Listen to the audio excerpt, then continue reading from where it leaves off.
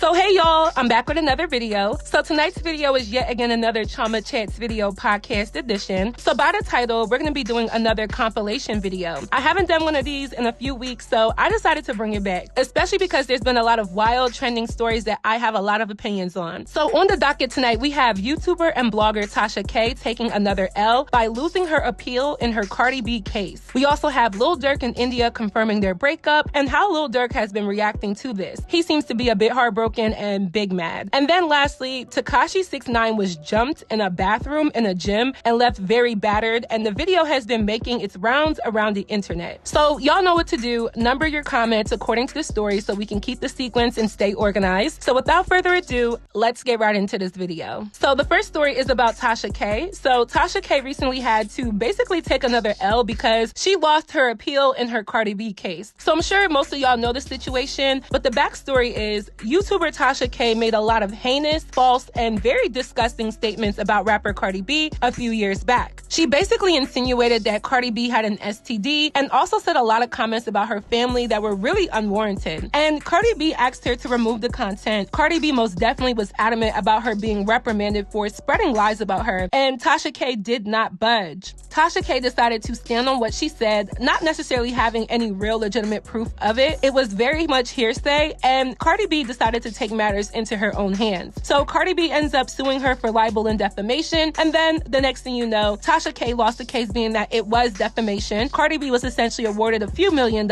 and the rest was history. Until now. So now Tasha K decides to put in an appeal to the verdict, and I'm not really sure why she thought she could appeal and win, because I feel like Cardi B was able to prove her case. She took an STD test to show that she did not have herpes, and there was also proof that Cardi B requested and encouraged her to take down the videos, and Tasha K simply refused. So she lost, and rightfully so. So Tasha K, I guess, tries to get ahead of the headlines by kind of exposing herself and taking accountability, which I can kind of respect. So she tweeted and said, "Damn winos, we lost the appeal against hashtag Cardi B. Sad day, but I'm gonna be alright. I appreciate all of your love and support throughout this fight. Today, we throw in the white flag. What happens will never happen again. To Cardi and her team, I apologize sincere. We live and learn. I'll see y'all Wednesday on YouTube and TashaKLive.com." Okay, so this is what I like to see, accountability. And I feel like this idea of giving people grace has been coming up a lot in conversations. And for somebody like me who does hold people to task and can be a bit harsh, I am always down to give somebody grace as long as accountability is met. I think everyone deserves that. I saw another tweet that basically explains how she lost the appeal, and it said, Billboard reported that K lost her appeal on Tuesday after the court ruled she didn't correctly follow the process to provide the judge sufficient evidence to argue her innocence. Defendant LaTasha K asked for a new trial, saying that there was insufficient evidence for the jury verdict against her, but she all but admits she didn't make either of the required post-verdict motions in the district court. The appeals court wrote, "She never tells us where in the 5,500-page record the district court's alleged errors can be found," the court added. "Because K's brief falls well short of what we require, she has abandoned this argument." So basically, she abandoned her appeal because I don't think Tasha K had any sufficient evidence to counter the jury's decision. I feel like the appeal was more or less to show that there could be something more, and also buy her time to get this money, being that the judge did allow there to be no payment due until the appeal was granted or not granted. So my overall opinion on this case is that although I can credit Tasha K for taking accountability for what she did, because she was very wrong, it does kind of add to this narrative that, number one, the black woman who is a dark skin is attacking the lighter skin ambiguous woman, and our aggression and our tone is that of someone who is vehemently immature or not confident or whatever people say about black women. And I feel like Tasha K fed right into that narrative and those stereotypes, because although yes, Cardi B really is the victim here, when you look at it at the surface level, it just makes black women look bad overall, because it truly is a bad look. The second side is that I don't like that it takes away from the YouTubers and the bloggers who just want to host a page or a platform that is honest and unproblematic. It's one thing to be somebody who likes to be provoking or enticing to your audience for the clicks and views. I think every single blogger, every single YouTuber, every single influencer has a little bit of that within them, whether they make messy content or not, whether they're a gamer or a beauty influencer, commentary, whatever. But in this case, this was huge. This was between a blogger who technically has a way smaller smaller platform than someone like a Cardi B, and she rivaled somebody that has global impact and global visibility. So for the community of YouTubers who do make commentary about celebrities, it made everybody have to walk on eggshells now, because she blurred the lines between appropriately stating your opinions about rumors and allegations that you know of versus blatantly spewing lies and hate. And Cardi B did give her a chance to correct her wrong, but Tasha K was adamant about standing in her words. I understand a little bit of what Tasha K was doing, because you don't want somebody to silence you, let alone control your verbiage, let alone tone police your tongue. And in this industry of working online and being a voice in any capacity, people will try you. People will tell you that your opinion is invalid, or that you are uneducated because you said one thing that they don't agree with, or that you have no business to make commentary on certain things or certain people. And I highly disagree with all of that, so I do get that initial reaction to stand in her words. However, we all know that there is a code of conduct in every occupation, including being a YouTuber. And you don't put out lies about people, you don't feed into every single rumor, and you should really only report on what is public or what you actually know. That's why I take sometimes days or weeks to make videos about certain topics and viral stories, and it's because I want to make sure that whatever is happening is valid before I jump to be the first to speak on something. I don't know what exactly the real issue is of Tasha K and Cardi B. I'm not sure if she was just trying to be a polarizing blogger and put out the claims that she claimed, or if there was a little bit more of a personal attack and personal disdain that she had for Cardi B. But what I do know is that I appreciate her accountability. She was dead wrong, and it was a lesson well learned for her and every other blogger, commentator, and social media user on all of these platforms. So my next story is Lil Durk. So everyone's favorite Chicago rapper Lil Durk has been trending lately, and his relationship has definitely been the talk of the town for quite some time now. I feel like over the last year, and really since he proposed to his fiancée India, that his relationship has gotten a lot more conversation. I find it interesting that he got down on one knee and gave her a ring, and then that's when most of the problems became a lot more public and people started to peep things. Prior to that, they were everybody's favorite hood couple, but as soon as that marriage word was plastered and everybody got to see this showcase of black love, that's when things really started to get bad, at least publicly. So recently, India celebrated her birthday and she went on vacation. So she's outside, and I don't blame her. I actually told myself I'm gonna be outside this summer because I've never been outside before. But I don't blame her for being outside, because it seems like either she's been reserved by choice or reserved because Lil Durk has been encouraging her to be out of the spotlight, hush hush, and keeping it quiet and cute. And to be honest, it has worked for their situation, because I feel like out of all of the rapper baby mamas, India is probably the most well-liked. She has a huge following, the right engagement, and she doesn't really do too much to stay in the public. However, she definitely still has a fan base. So she was turned for her birthday, as she should be, and I guess Lil Durk caught wind of this, and his chest has been burning ever since. So he's been feeling the heat for all of this, and he took to his Instagram story to share how he felt. He said, and bear with me because I swear this is written in Shakespearean English and not real English. He said, "Let me just look crazy cause good morning, y'all. She not dumb or just got her money on her own. Even after I went broke, she helped me. Watch my page all day. I'ma give the street and relationships some tips later from The Voice. Not the people who post drama only. It's effed up on my end, not hers. I effed up. She played a small part. She really a good girl who lives life. I'm a good guy, good husband, cause I just overtalked, never listened to her pain back when she was back pregnant. Willow and the baby, aka Fat Ma." I hope he wasn't referring to his child as Fat Ma. Maybe he just doesn't know. But moving on. So I ain't perfect, but I'm for you and I love you and I'm all ears whenever we get back in a relationship. You saved my life with you and Willow and Big Sky. Outside all my kids, you was there. R.I.P. Thang, which I think is his brother who passed away.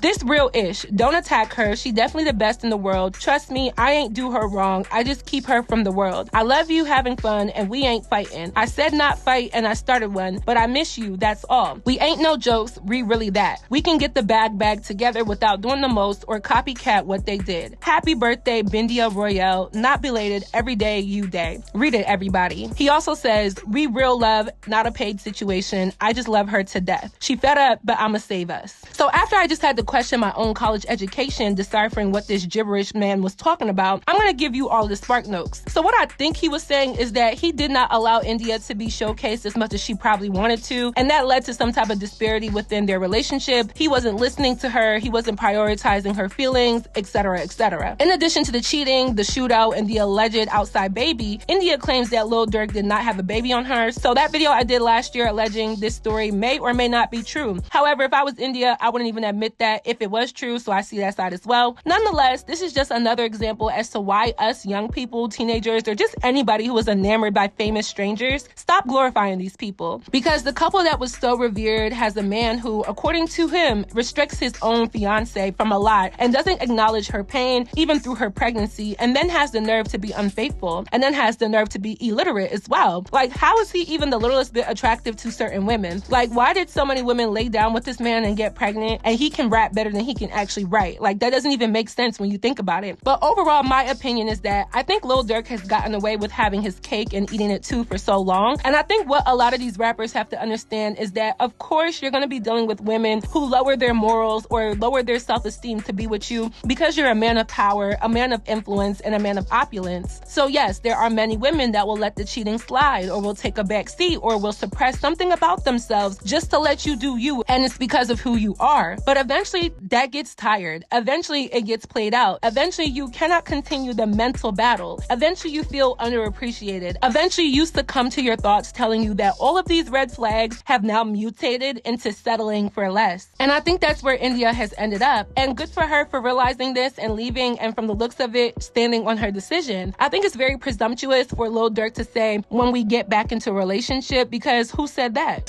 Who had been saying that? Who said that?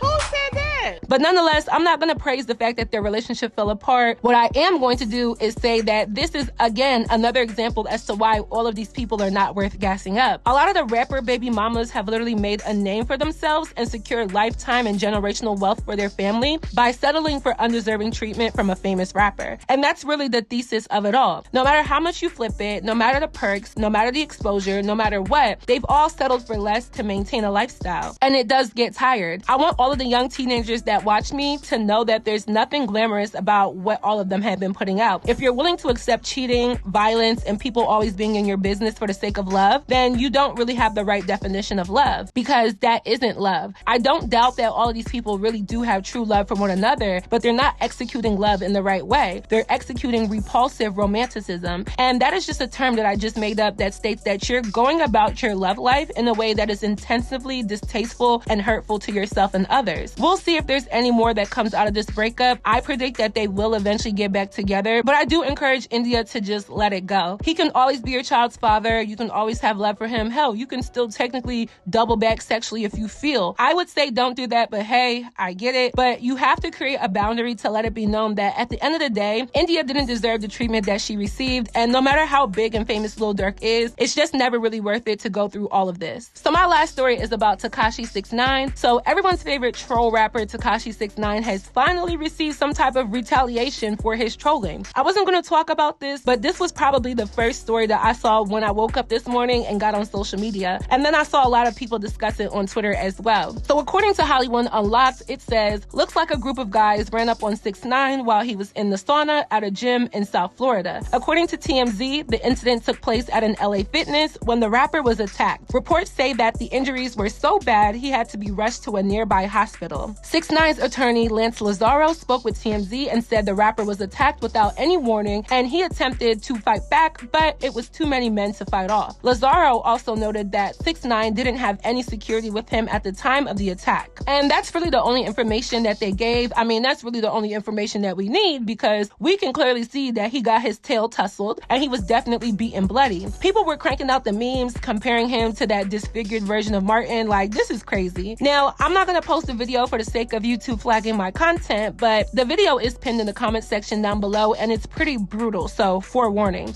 I'm not sure what aggravated these men to take it to this level. I think it's really just for social media clout, because why? I mean, I understand most people have a problem with Tekashi, being that he's very problematic. He's literally a certified troll, and then instead of him to just stay a social media figure, he tried to be tied in with the streets and have gang affiliation, which landed him in jail, and he only was released due to the fact that he snitched. We all know the story. However, I kind of feel like if he's been untouched for this long, then to me, these nakers ain't really about it. Like, for real. I always wondered if people had that big of an issue with Tekashi 6ix9ine, how has he been able to be so freely gallivanting through life since he's been released? It's been like years at this point, and to me, it seems like he's living a normal life as if nothing ever happened. The people that beef with him, to me, are only looking for the same amount of clout that he's looking for by doing all of this, because if the issue was that serious, the streets would have taken care of that, in my opinion. So I don't know. I feel like a lot of people really aren't putting their money where their mouth is, because there's no reason that Tekashi 6ix9ine should be able to be relevant after everything that he did. If the whole snitching complex is that important to the same men that perpetuate and stand on not snitching, then how is he still able to just be out here? But nonetheless, it kind of was about time. Like, not that I was looking forward to it or anticipating it, but kind of like I knew it would happen. Like, I knew that something would happen, but for him to like just get jumped, I mean, this is bad, don't get me wrong, but it seems like it was more for social media versus an actual issue. So at this point, Tekashi is just gonna have to take his L, because I highly doubt he's going to re-snitch on the men who did this to him. But if he didn't provoke these guys, then he didn't deserve to get beaten up for no reason either. If anything, they're in the gym, they could have put the gloves on right there and boxed it out real quick if they felt like it was necessary. Anything could have happened, and although I understand that nobody likes Tekashi and he has made a horrible reputation in hip-hop, I still can't also respect the fact that he got jumped for no reason either. So that is it for this video. I hope you all enjoyed. Please let me know your commentary on my commentary down below. What do you think? What do you know? Let me know. If you haven't already, go stream my song Ballin'. It is out on all platforms. My new song is dropping really soon. Like, it's countdown, less than 10 days, y'all. Okay, we're almost there. And don't forget that this Friday, the song cover will be released on my channel, so stay tuned for that. And lastly, don't forget to follow me on all of my social media networks, and I will see y'all in my next video.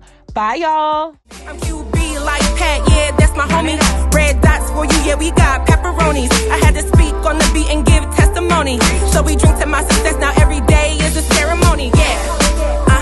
Yeah, I said cheers to my success, now every day is a ceremony. Yeah, I said cheers to my success, now every day is a hey yo baby, tell them Chioma is your lady. Started making guap and these chicks to start hating.